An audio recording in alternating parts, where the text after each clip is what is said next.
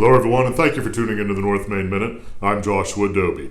A big planning question, and it's usually a very happy kind of time, is what do we do when we're anticipating getting married or perhaps recently married? Well, there are a lot of things that go into answering that question. We're not going to cover them all here in the few moments here on the North Main Minute, but definitely some big ones that you want to keep in mind from a broad-based planning sort of standpoint because the ramifications are so significant. First thing you want to do, if you have a 401k, retirement plan, life insurance policies, you want to make sure that you take a look at possibly changing your beneficiaries. And I say that because if you don't, those beneficiary designations don't automatically shift because you get married. So you want to take a look at those beneficiary designations, make sure that subsequent to you getting married, that they line up in the ways that you desire for them to go.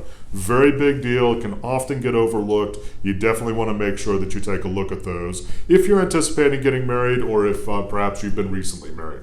Second big item has to do with your legal documents. I'm thinking about things like powers of attorney, wills, medical powers, full estate planning. If you have trusts and those kinds of things, which maybe have designated trustee or other trust beneficiary designations, you want to make sure that those documents get updated as well. Again, in many instances, not all, but in many instances, those documents aren't fluid enough to be able to move with you or to change with you if you happen to get married. Now, some documents are. Some documents have enough flexibility inside of them to be able to accommodate that, but we see with some frequency at North Main Financial Group that that's not always the case. So you want to make sure that that also is part of your checklist for looking at things as you get married. Third big item, shared goals. You may be coming into the relationship with student loan debt or credit card debt. Perhaps you already own some real estate. Perhaps you're combining two households. So you've got multiple pieces of real estate that maybe you're combining into one.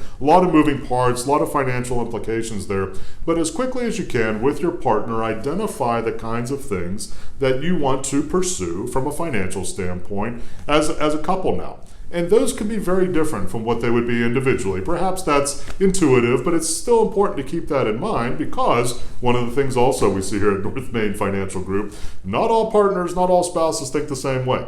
So you want to keep that in mind. It's very, very important to realize that. That's not inherently wrong or bad. It's just important to recognize it and to make sure that your plan is put together to be able to accomplish both sets of goals and then those merged goals as well.